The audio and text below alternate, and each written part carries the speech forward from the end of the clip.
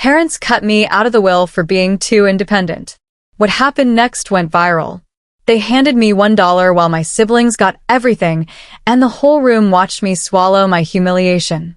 I sat in that leather chair at the lawyer's office, hands folded in my lap, while the attorney read through Mom and Dad's will like he was ordering coffee.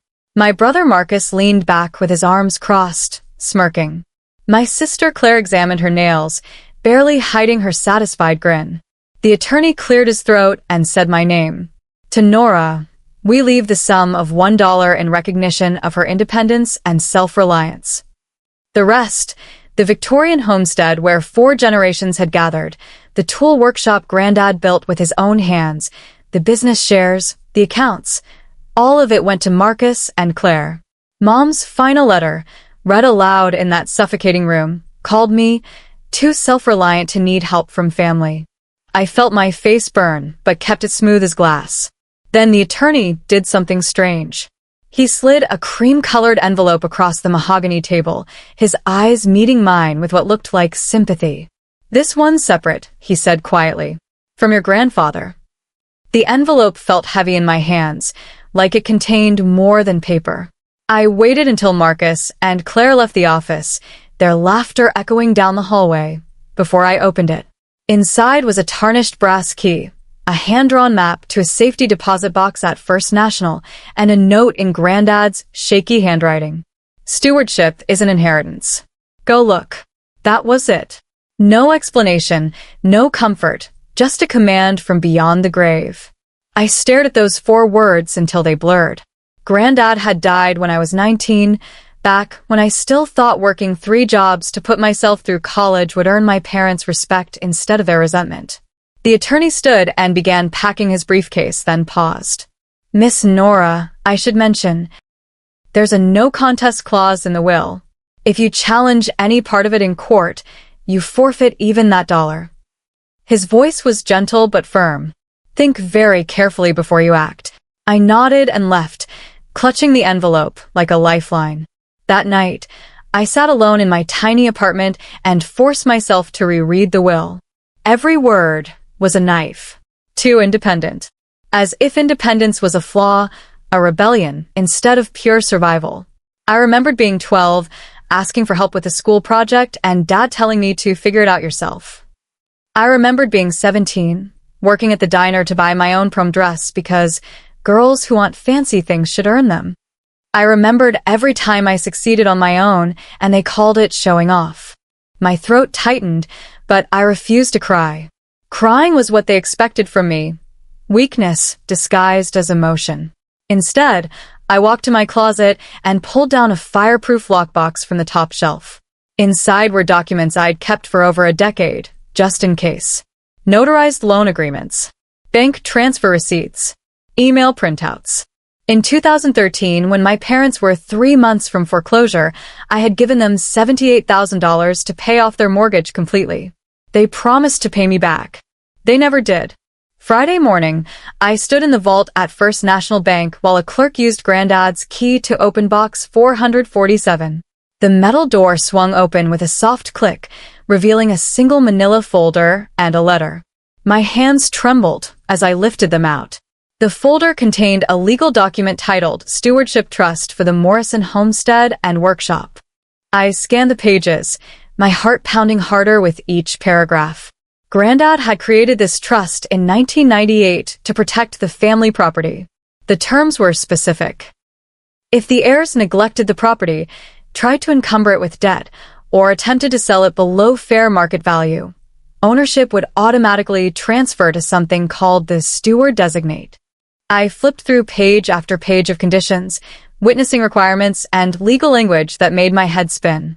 Then I reached the final page, or where the final page should have been. Someone had removed it. The page that would have named the steward designate was simply gone, leaving a ragged edge where it had been torn from the binding. Marcus insisted on a family victory dinner at Bellini's, the expensive Italian place downtown. I almost declined, but something told me to go and watch.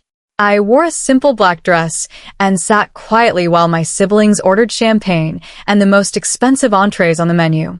Finally, Claire said, raising her glass, "We're being appreciated for staying loyal." Marcus nodded. Unlike some people who couldn't wait to run away and play hero. I smiled politely and cut my chicken into tiny pieces I barely tasted.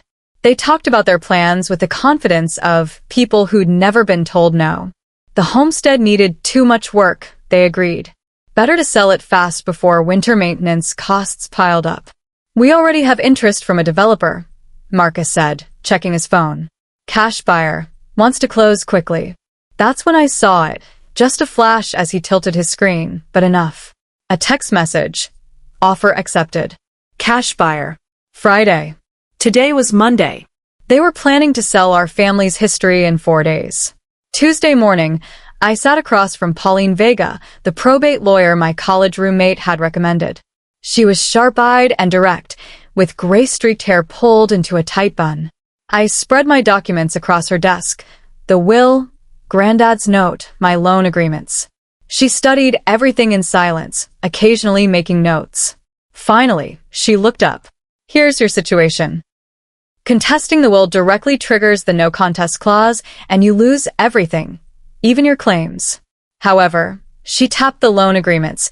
Recovering legitimate debts owed to you is not contesting the will. It's collecting what's already yours. We can also challenge any fraudulent transfers made before death and monitor the heirs for breaches of fiduciary duty. I felt hope flicker for the first time in days. What about Granddad's trust? Pauline pulled the stewardship trust document closer. This is solid. If we can prove they're violating its terms and find that missing page, it could change everything. She looked at me carefully. Do you still have the bank's lien release from when you paid off the mortgage? The document showing you cleared their debt. I nodded. In my lockbox at home. I spent Wednesday organizing proof. Every bank wire transfer from 2013, showing $78,000 moving from my account to my parents' mortgage company in 3 installments. Notarized promissory notes with my parents' signatures, promising repayment within 5 years at 3% interest. Printed emails where Mom thanked me, saying, "We'll square this up later, sweetie. You're saving our lives." I even had the formal lien release document naming me as the party who satisfied the debt. Everything was dated, witnessed, and indisputable. By evening, I'd created a timeline that would make any accountant proud. Then my phone rang, a local number I didn't recognize. "This is Nora," I answered. "Ms. Nora, this is Kyle Bennett from the River Valley Gazette. I heard through mutual friends that you were recently cut out of your parents' will for being too independent. I'm working on a feature story about women who financially support their families in silence, only to be erased when it matters. Would you be willing to talk?" My first instinct was to hang up, but then I thought about Marcus and Claire's smug faces. "Let me think about it," I said. Thursday, I learned that Marcus and Claire had ordered a property appraisal, which should have been good practice, except the number was suspicious. Pauline called me at work with the news. They hired someone named Barry's Property Services. According to public records, this Barry appraised your family homestead at $140,000. I nearly dropped my phone. That's impossible. The house alone sits on 2 acres in a historic district. The workshop building is solid brick. The land value alone should be. I know, Pauline interrupted. I'm sending an independent appraiser this afternoon. Someone reputable who has no connection to your family. The appraiser, a woman named Helen with 20 years of experience, met me at the property while Marcus and Claire were at work. I still had a key they didn't know about. Helen walked through every room, taking notes and photographs, measuring and calculating. After 90 minutes, she found me in the garden. She spoke quietly, like she was sharing a dangerous secret. This property is worth at least $300,000, possibly more with the right updates. Someone's trying to steal this place. That evening, I did what I should have done immediately, checked the county recorder's office online. Property records are public, after all. What I found made my blood run cold. 2 weeks before Mom died, someone had filed a quitclaim deed transferring the workshop building and all its equipment to something called Heritage Holdings, LLC. I'd never heard of Heritage Holdings. I searched the business registry database and found it registered just 3 weeks before Mom's death. The registered agent was a lawyer's office in the next county. The mailing address made my stomach drop. It matched the address of the attorney representing the cash buyer Marcus had mentioned. I took screenshots of everything, my hands shaking so hard I could barely hold my phone steady. They hadn't just planned to cut me out. They'd planned to strip assets before Mom even died, shuffling property into shell companies so the estate would look smaller on paper. This wasn't just favoritism. It was fraud. Friday morning, I did something I'd been avoiding because it felt too aggressive, too much like the confrontation my parents always accused me of starting. Through Pauline, I sent Marcus and Claire a formal demand letter. It was polite but firm. I was requesting immediate repayment of the $78,000 mortgage loan, plus accumulated interest calculated at 3% over 11 years. The total came to $93,000. The letter included copies of every piece of evidence: the promissory notes, the bank transfers, the email acknowledgments, the lien release with my name. It explained that this was not a contest of the will, but a separate debt collection matter. Pauline sent it via certified mail and email, creating a legal paper trail. I waited, anxiety crawling under my skin like insects. 3 hours later, my phone buzzed with a text from Marcus. Just 4 words. "You gave that as a gift." Then another text. "Mom said you didn't expect repayment. She told us years ago." I stared at those messages, fury and disbelief warring in my chest. They were going to rewrite history. I didn't respond to Marcus directly. Instead, I had Pauline send a follow-up letter with additional documentation, this time including the notarized loan agreements with their crystal-clear repayment schedules. The signatures were unmistakable. Dad's aggressive scrawl, Mom's careful cursive, both witnessed by a notary public whose seal and number could be verified. I also included the bank's official lien release document, which explicitly stated that Nora Catherine Wells satisfied the outstanding mortgage debt in full. There was no ambiguity, no room for claims of gift. The documents spoke for themselves, cold and factual and completely legal. Then came silence. No angry calls, no defensive texts. Just silence that stretched through the weekend like a held breath. On Monday morning, I received an email from an attorney I'd never heard of, someone named Howard Preston representing the estate heirs. 3 sentences. "We acknowledge receipt of your demand letter and supporting documentation. We need time to review these claims with our clients. We will respond within 10 business days." 10 days. They were stalling. Take a moment to subscribe if you want to see how this unfolds. This is just the beginning. Tuesday afternoon, I was at work when my phone lit up with texts from Mrs. Kowalski, the neighbor who'd lived next door to my parents for 30 years. The first was a photo, a huge construction dumpster in the driveway. The second photo showed Marcus and 2 men I didn't recognize throwing things into it: old wooden chairs, metal toolboxes, filing cabinets. The third photo made my heart stop. They were tossing thick, leather-bound ledgers like they were trash. I zoomed in, hands trembling. One of the books was dark brown with brass corners, exactly like the record-keeping ledgers Granddad had used for 40 years. Mrs. Kowalski's message came through. "Honey, they're gutting the workshop. Thought you should know." I called Pauline immediately. "They're destroying evidence. Can we stop them?" "Not without a court order, and that takes time," she said grimly. "But you can document everything. And if that ledger is what I think it is, you might want to retrieve it." I grabbed my keys and drove faster than I'd ever driven in my life. I pulled up to the house 20 minutes later, my heart hammering. Marcus's truck was gone. Apparently he'd left after the heavy lifting. Only Claire's car remained, and she was inside the house. I approached Mrs. Kowalski, who was standing in her yard with her arms crossed, glaring at the dumpster. "They left 10 minutes ago for lunch," she said. "You've got maybe 45 minutes." I didn't hesitate. I climbed into that dumpster in my work clothes, pencil skirt, blouse, heels kicked off onto the gravel, and started digging. Broken chairs, musty curtains, old paint cans. And then I felt it, the leather ledger, buried under a pile of shop rags. I pulled it out, its weight solid and real in my hands.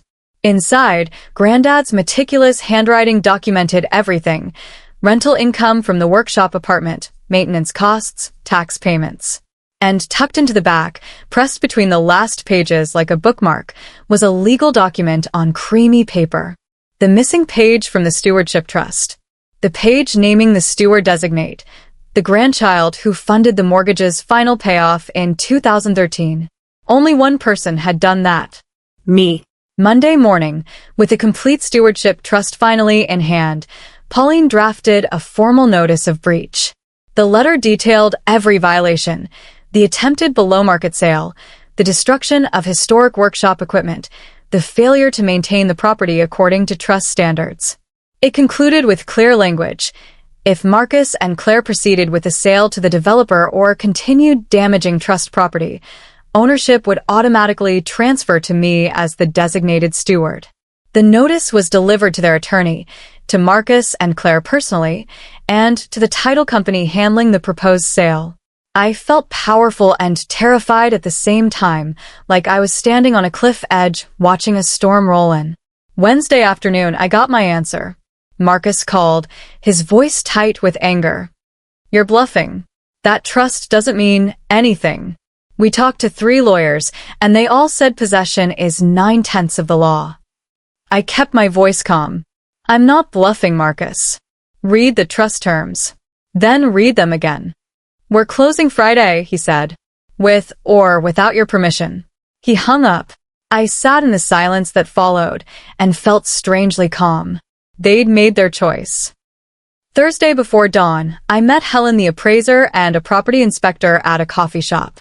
Helen had prepared a comprehensive market analysis comparing my family's homestead to 12 similar properties in the region, all of which had sold for between $280,000 and $350,000.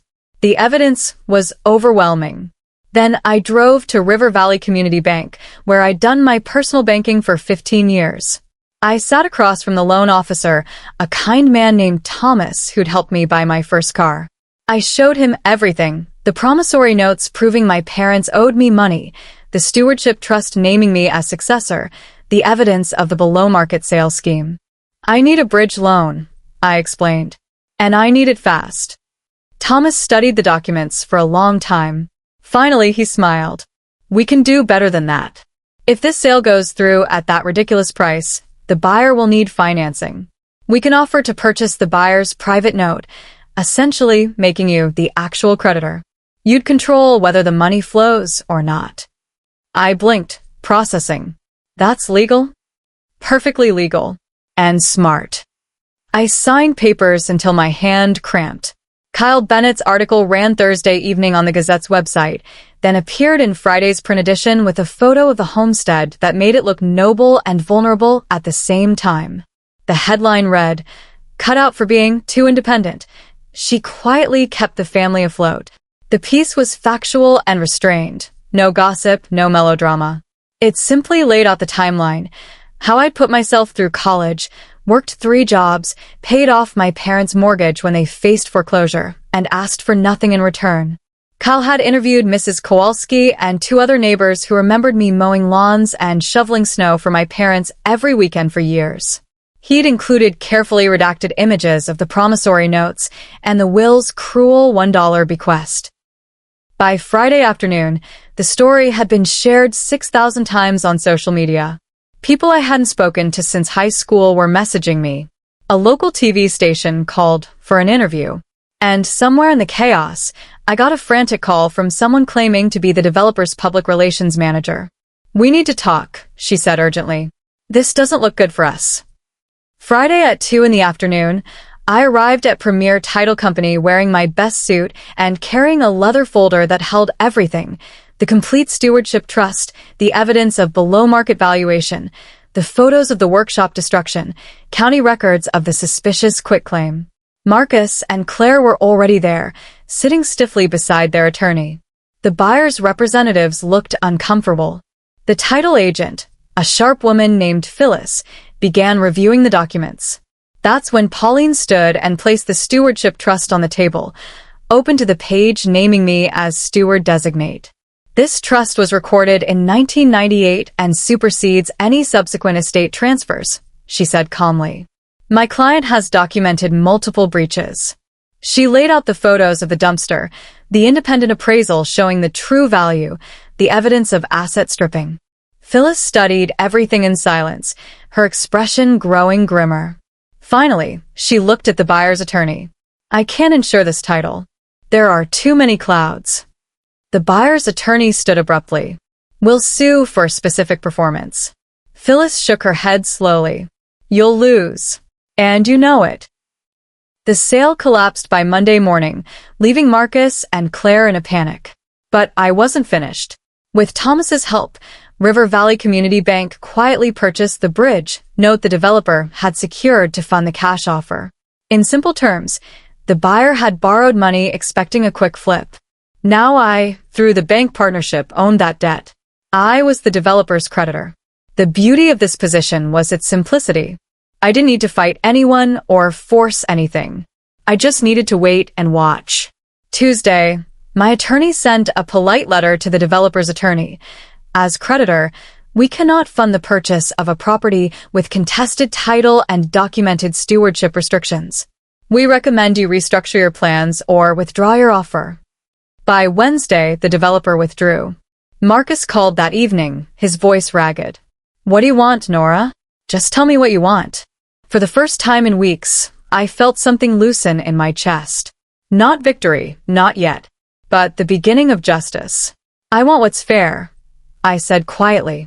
That's all I've ever wanted. Thursday morning, we met at Pauline's office. No title company, no reporters, just family.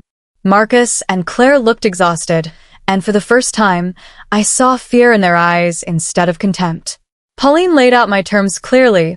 First, repayment of the $93,000 they owed me from the mortgage loan, with interest. Second, return of all workshop equipment and documentation to proper trust management. Third, acknowledgement of the stewardship trust and its oversight requirements. Fourth, agreement that any future sale must be at fair market value, properly appraised by independent professionals. And I want my grandfather's ledgers and all family documents returned undamaged, I added. Claire started crying. Not manipulative tears, real ones. We can't pay $93,000 right now. We don't have it. The estate does, Pauline said. It comes out of your inheritance before distribution. First priority. Marcus stared at the table. And the loan documentation proving my $93,000 claim, the complete stewardship trust naming me as successor, the evidence of the scheme to sell below market value, the photos of destruction, and finally the video of Saturday night's stripping attempt. Judge Walsh watched the video twice, her expression hardening.